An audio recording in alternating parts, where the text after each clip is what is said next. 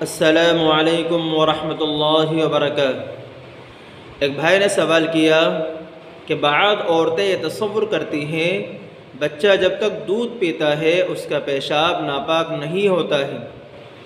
آپ اس بارے میں وضاحت فرمائیں، کیا بچے کا پیشاب ناپاک نہیں ہوتا ہے، یا اگر ناپاک ہوتا ہے تو کتنی مقدار تک معاف ہے؟ جواب اس کا یہ ہے کہ عورتوں کا یہ تصور کرنا غلط ہے۔ بچوں کا پیشاب ہر حال میں ناپاک ہوتا ہے، چاہے وہ دودھ پیتا ہو یا دودھ نہ پیتا ہو، اور اس کا پیشاب بڑوں کے پیشاب کی طرح ہے۔ جس طرح بڑوں کا پیشاب ہر حال میں ناپاک ہوتا ہے، اسی طرح بچوں کا پیشاب بھی ہر حال میں ناپاک ہوتا ہے۔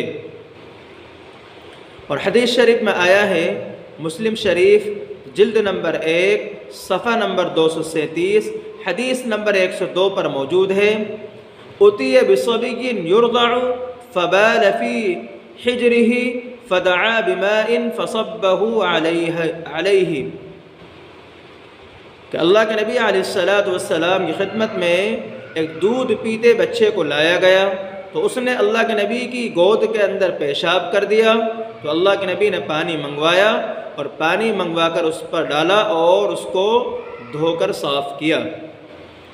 اس حدیث پاک سے یہ بات ثابت ہوتی ہے کہ بچے کا پیشاب چاہے دودھ پیتا ہو یا دودھ نہ پیتا ہو ہر حال میں ناپاک ہوتا ہے، لہذا عورتوں کو اس بارے میں احتیاط کرنا ضروری ہے اور پیشاب سے بچنا چاہیے۔ دوسری بات یہ ہے کہ کتنی مقدار تک معاف ہے؟ جواب اس کا یہ ہے، ایک سکے کے برابر ہو یا ایک سکے سے کم ہو تو اس صورت میں معاف ہے، یعنی اس صورت میں اگر نماز پڑھ لی تو نماز درست ہو جائے گی، اور اگر اس سے زیادہ ہے تو نماز درست نہیں ہوگی۔